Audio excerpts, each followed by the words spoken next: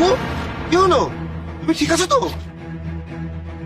হ্যাঁ ঠিক আছে, একটু পানি পিপাসা পাচ্ছে তাই।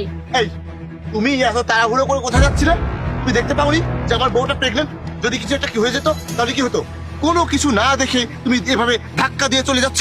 স্যার আমাকে মাফ করে দেন, আসলে আমার ভাই অনেক অসুস্থ, এজন্য আমি সাহায্য চাইতে আসছিলাম। আমি খেয়াল করে নাই আপনার বউ প্রেগনেন্ট।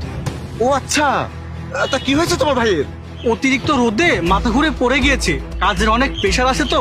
স্যার আপনি একটু হেল্প করবেন প্লিজ। আরে ভাবি, তুমি এটা কি করছো? তুমি একটু কিছুক্ষণ শান্ত হয়ে থাকো, আমি তোমাকে পরে সব বলছি। এই যে নাও 100 টাকা। তেমন কিছুই হয়নি, ওই একটু বেশি করে পানি খাওয়ালে ঠিক হয়ে যাবে। যাও। অপু, এখন কি সবকিছু ঠিক আছে? হ্যাঁ সব ঠিক আছে, শুধু মাথার মধ্যে একটু চক্কর দিয়ে উঠেছিল আর একটু পানি পিপাসাও পেয়েছে। আচ্ছা শোনো, আমরা তো